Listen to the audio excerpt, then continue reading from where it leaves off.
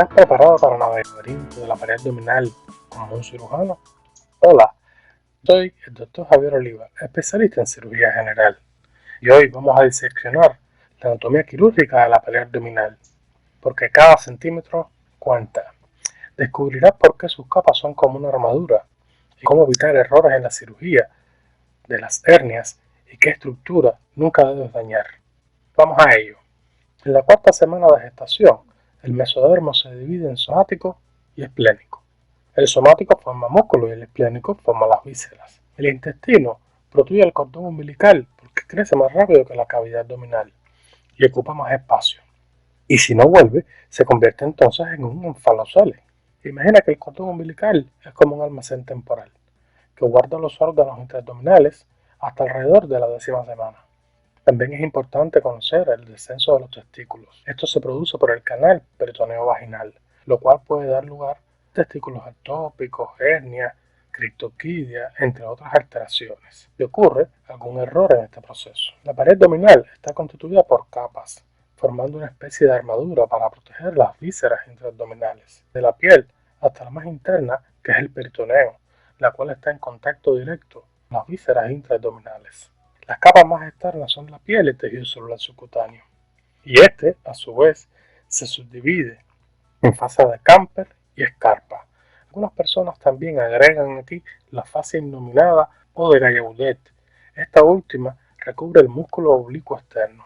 La piel, por lo general, es móvil en toda esta extensión, salvo a nivel del pliegue de la ingle, donde se adhiere al borde anterior del arco crural de una manera tan íntima que impide que las colecciones líquidas desarrolladas en el tejido celular subcutáneo del abdomen desciendan al muslo. El TCS, como se le dice normalmente al tejido celular subcutáneo para abreviar, se puede dividir en dos subcapas, como habíamos visto. En fase de Camper es una capa grasosa areolar, amarillenta, que se prolonga al tórax y el muslo con el tejido adiposo que envuelve todo el cuerpo.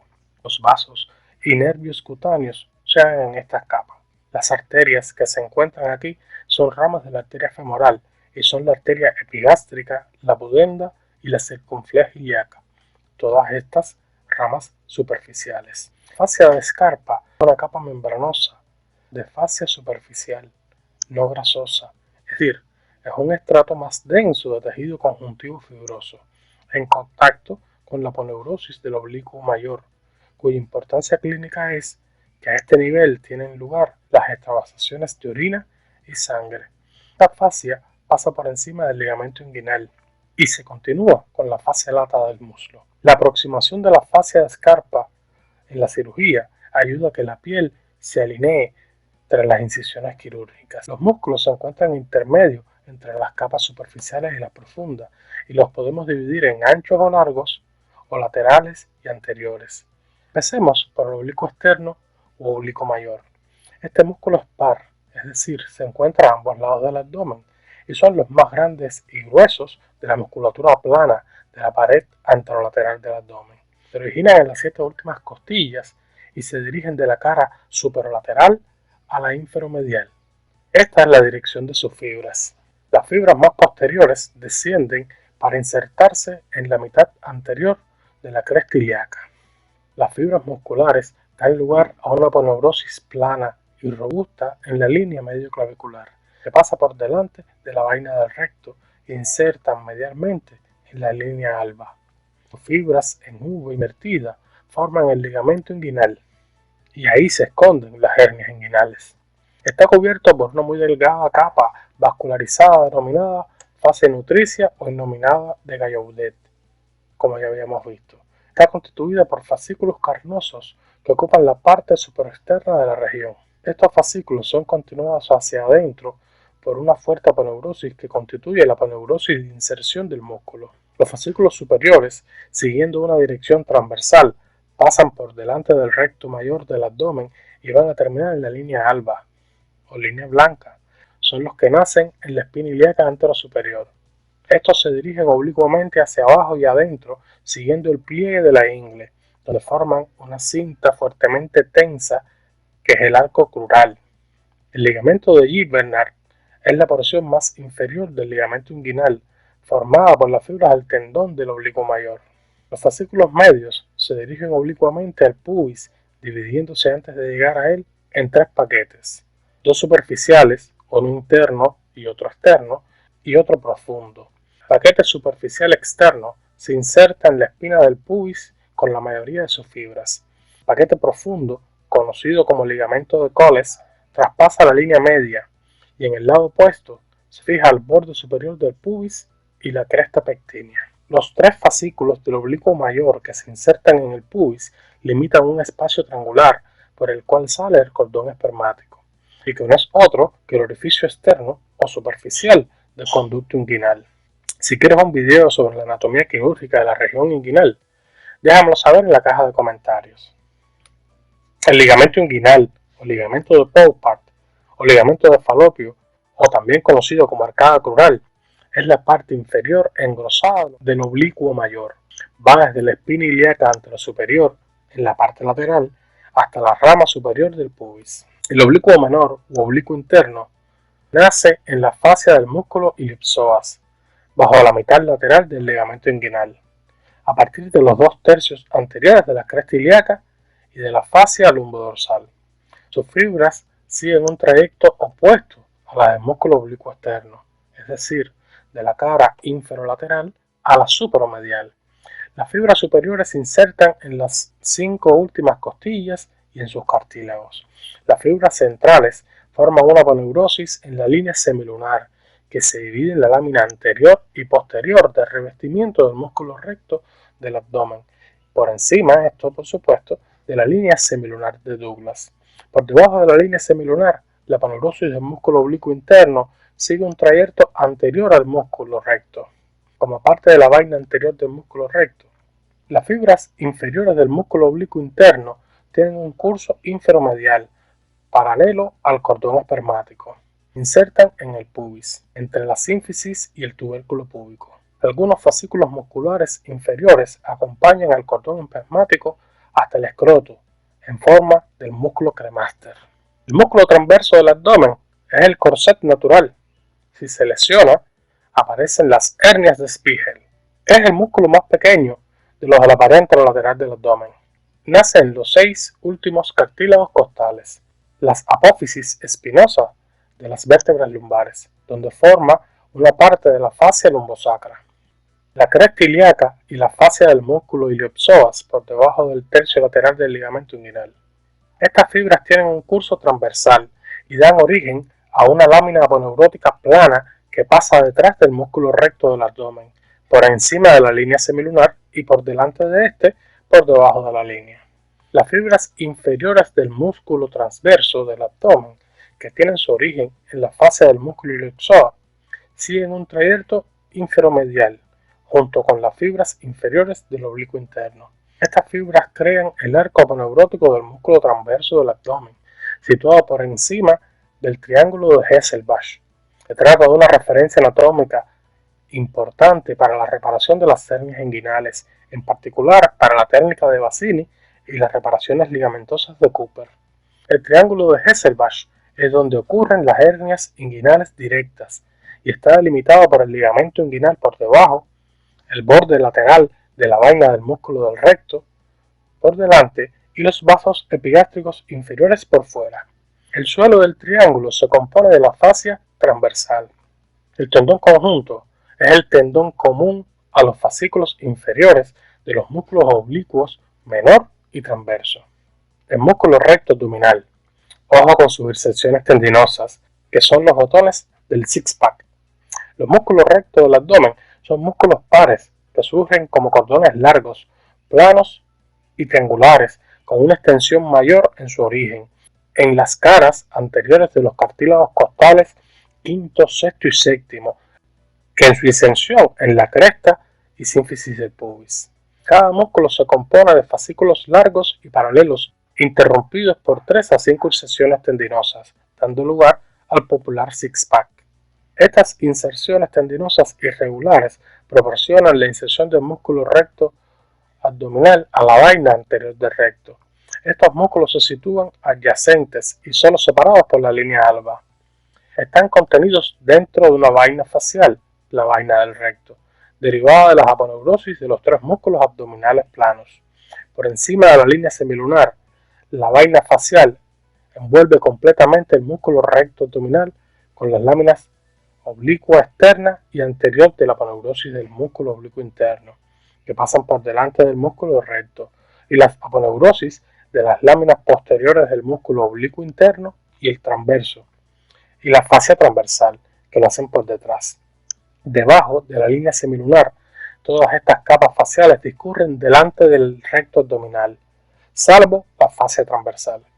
En esta zona, la cara posterior del músculo recto del abdomen está cubierta únicamente por la fascia transversal, el tejido areolar preperitoneal y el peritoneo.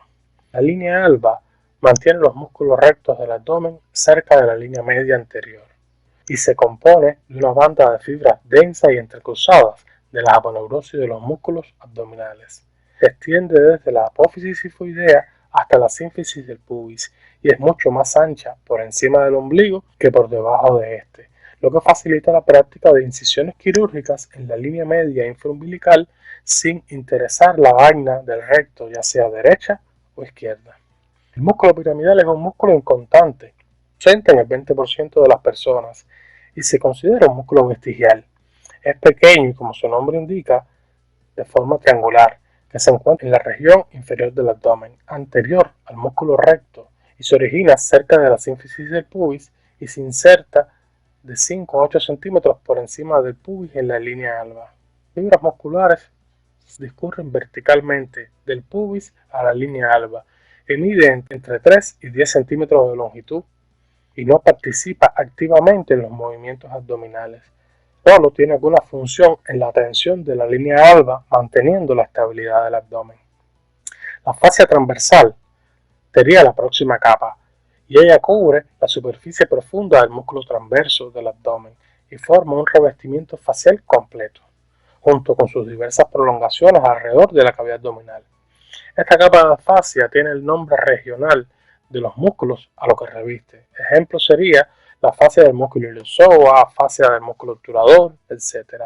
La fascia transversal se une a los fascículos musculares y aponeuróticos en una capa continua y refuerza las zonas débiles donde escasean las fibras aponeuróticas. Esta capa responde a la integridad estructural de la pared abdominal, por lo que las hernias obedecen por definición a un defecto de la fascia transversal. Los fascículos de refuerzo en la fascia transversal adquieren en ciertos puntos de las regiones inguino-abdominales un espesor y resistencia particulares. Esto depende de que en estos sitios está reforzada por numerosas fibras, unas verticales y otras transversales, que constituyen el ligamento de Henle, el ligamento de Hesselbach y la cintilla ilopubiana de Thomson. La penúltima capa sería la capa preperitoneal. El espacio preperitoneal se sitúa entre la fascia transversal y el peritoneo parietal. Contiene tejido adiposo y areolar. Se divide en dos capas, una superficial o externa que refuerza por detrás de la fascia transversal y otra profunda o interna que corresponde al peritoneo y que queda adherida a esta serosa. De estas dos capas, la primera es la más gruesa y es la fascia transversal celulosa de Richet. La segunda es más fina y constituye la fascia propia de Cloquet. Por el espacio preperitoneal discurren las siguientes estructuras anatómicas: la arteria y la vena epigástrica inferiores, el ligamento umbilical medial, vestigio de las arterias umbilicales fetales, ligamento umbilical medio, que es un resto fibroso en la línea media del tallo alantónico o el uraco fetal, el ligamento falciforme del hígado, que va desde el ombligo al hígado. Los vasos epigástricos y sus ramas caminan por la fascia transversal y los veremos en el apartado de la vascularización. La última capa es el peritoneo parietal.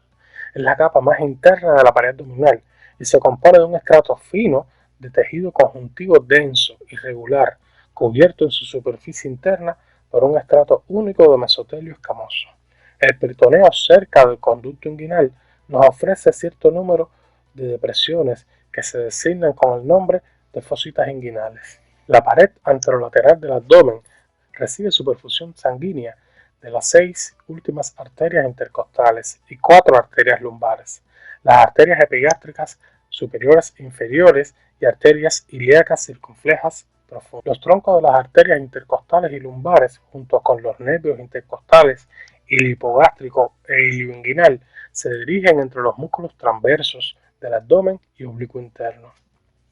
La prolongación más distal de estos vasos atraviesa los bordes laterales de la vaina del recto en distintos planos y se anastomosa libremente con ramas de la arteria epigástrica superior e inferior. La arteria epigástrica superior, una de las ramas terminales de las arterias mamarias internas, alcanza la cara posterior del músculo recto del abdomen a través del espacio costocifoideo del diafragma. Desciende por la vaina del recto para anastomosarse con ramas de la arteria epigástrica inferior. La arteria epigástrica nace en la ilíaca externa a nivel o un poco por encima del arco crural.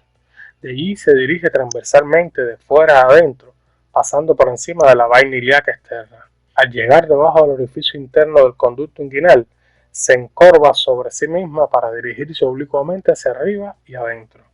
Llega al borde externo de la vaina del recto por encima del arco crural y penetra en esta vaina para entrar en la región esternopubiana, donde termina. El drenaje venoso de la pared anterior del abdomen sigue un esquema bastante simple, por lo que las venas superficiales supraumbilicales desembocan en la vena cava superior a través de la vena mamaria interna, intercostal y torácica larga.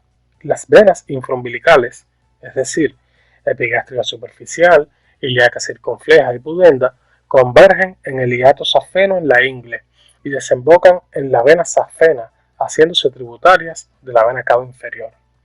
Las numerosas anastomosis existentes entre los sistemas venosos infra y supraumbilical proporcionan vías colaterales, por lo que el retorno venoso cardíaco puede eludir una obstrucción de las venas cava superior o inferior.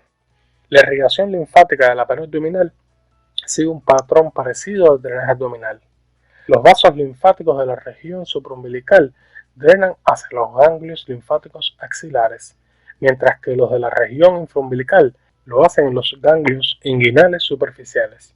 Los vasos linfáticos del hígado se dirigen a lo largo del ligamento redondo hasta el ombligo para comunicarse con los linfáticos de la pared anterior del abdomen. A partir de esta vía, un hepatocarcinoma puede propagarse a la pared anterior del abdomen, en concreto al ombligo, llegando a producir el nódulo de la hermana María José. La inervación está constituida principalmente por las ramas anteriores de los nervios torácicos, que siguen un trayecto anterógrado curvilíneo por los espacios intercostales en dirección a la línea media. En la imagen ven los dermatomas, es decir, las zonas que están inervadas por cada nervio. Los 6 nervios torácicos superiores terminan cerca del esternón en forma de ramos sensoriales cutáneos anteriores. Los nervios torácicos del 7 al 12 viajan detrás de los cartílagos costales y de las últimas costillas y llegan a un plano situado entre los músculos oblicuo interno y transverso del abdomen. En su trayectoria medial, estos nervios emiten ramos motores para los músculos de la pared abdominal y la inervación sensorial a la pared anterior del abdomen. Los nervios ilioinguinal e iliohipogástrico suelen nacer en el mismo lugar.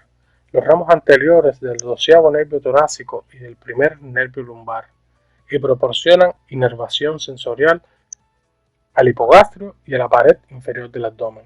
El nervio ilihipogastrio sigue paralelo al 12º nervio torácico y perfora el músculo transverso del abdomen cerca de la cresta ilíaca. El nervio ilioinguinal se dirige con el cordón espermático y sale por el anillo inguinal externo. Sus ramos terminales suministran inervación sensorial a la piel de la región inguinal, así como al escroto o los labios genitales. Los ramos ilioinguinal y iliohipogástrico de los nervios femorales se visualizan a menudo durante la cirugía de la hernia inguinal. En esta cirugía, las anomalías anatómicas, los defectos en la pared abdominal, ya sean congénitos o adquiridos, dan lugar a las hernias de la pared abdominal. Recuerden que la hernia inguinal directa atraviesa el triángulo de Hershey-Bach y se realiza la reparación con malla o sin tensión. La hernia inguinal directa sale por el anillo inguinal, cuidado con el conducto deferente en el hombre, y la hernia umbilical en el lactante se cierra sola, pero en el adulto es una estrangulación inminente. Recuerden que hay diferentes trampas quirúrgicas. Nunca podemos dañar el nervio ilioinguinal, Dejaríamos al paciente sin sensibilidad en el escroto o en los labios. La pared abdominal es un rompecabezas de capas.